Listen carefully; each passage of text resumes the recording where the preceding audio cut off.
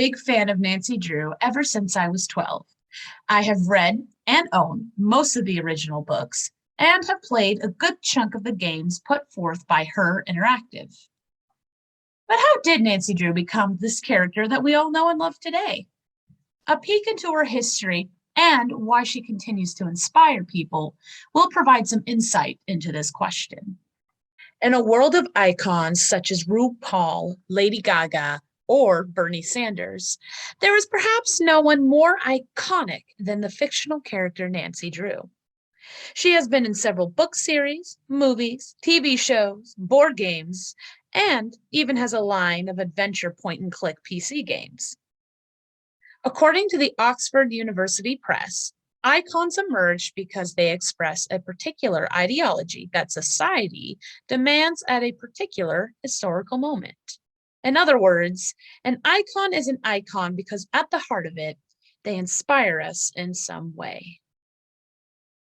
So why exactly did Nancy leap off of the pages and into America's heart and imagination? The character of Nancy Drew, while perhaps a bit basic to modern day audiences, was actually quite revolutionary during the 1930s. Women during that time had just begun to lay the seeds of feminism, and Nancy Drew was one of the few character role models that had appeared during that time. The idea of Nancy Drew was created by a man named Edward Stratemeyer, who was also the creator of the 1930s Hardy Boys series. He noticed that the Hardy Boys were also just as popular amongst the young female population as they were amongst the young male population. Seeing the potential for a niche market, he attempted to find someone to ghostwrite the first 5 books and eventually found the female author Mildred Benson. While the idea of Nancy Drew may have been Edward Stratemeyer's, it was Mildred Benson who helped to create the initial version of Nancy that we know and love today. From a young age, Mildred always knew that she wanted to be a writer. She participated in many magazine writing contests and won a few awards in her youth.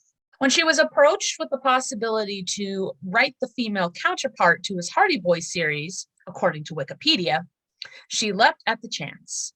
Using the now infamous writer pseudonym known as Caroline Keene, Mildred Benson went on to write the original 1930 Nancy Drew series, the first being The Secret of the Old Clock, to the last book, The Secret of the Glowing Pearl. Today, many different authors continue to use the pseudonym when writing the many, many, many other Nancy Drew book series. Even though she was just a fictional character, she was inspirational. Supreme Court Justices Sandra Day O'Connor, Ruth Bader Ginsburg, and Sonia Stoltenmeyer have said that she was a huge influence in their lives. Smithsonian Magazine. Nancy Drew was often described as a young Caucasian girl between the ages of 16 through 18. She would have strawberry blonde or blonde hair, blue eyes, and an inquisitive mind. She was also usually accompanied by a fancy blue roadster and a magnifying glass. A supply of bobby pins was also always at hand, just in case Nancy needed to pick a locked drawer for potential clues, or needed to escape from being locked in a closet. Nancy was more than just a smart blonde. She was also kind, charismatic, and brave. She continually helped people out of bad situations, whether that was finding a lost will or an heirloom or helping somebody to leave a bad situation.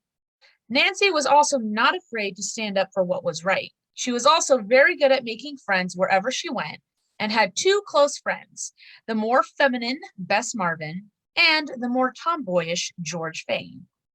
In addition, Nancy was incredibly skilled. She traveled the world and knew how to do a wide range of tasks, from horseback riding to flying an airplane. She was also active in many forms of sports like tennis, canoeing, and skiing. For a young girl growing up in the 1930s, Nancy was an inspiring character that helped to show that women could do what men did just as well, if not better. Mildred Benson puts it best when she stated, Now, that kind of woman is common, but then it was a new concept, though not to me. I just naturally thought that girls could do the things boys did. While I first discovered Nancy Drew through my local library, it was really the PC games by Her Interactive that had the biggest impact on me growing up. The company Her Interactive helped to bring the character of Nancy Drew back to the public view with the release of their first PC game, Secrets Can Kill, in 1998. They have since gone on to release a grand total of 33 games, with the latest one being Midnight in Salem, which was released on December 3rd, 2019. Her Interactive managed to take the spunky character out of the pages of her books and into the digital world of gaming seamlessly. No longer did you have to imagine having adventures with Nancy Drew. Now you could just play them in real time by solving challenging puzzles, interrogating suspects, and traveling the world. And amongst 33 games, there was surely something that would appeal to everybody. These games quickly became popular due to the same reason that the books did in the 1930s. There really weren't any games made specifically for girls in a still mostly male-dominated hobby. In fact, Her Interactive's original gaming slogan was, "For girls who aren't afraid of a mouse." These games taught you how to solve science, logic, and math-based puzzles, while also encouraging a space for girls to bond and to grow in their own personal strengths, while also creating positive memories. I myself can recall many a fond time of playing these games with my sisters and squealing in terror anytime something terrifying happened. I believe my fellow game fan, Fallon S., said it best with her testimonial. The Nancy Drew games, I think, really helped me to grow into the person that I am now.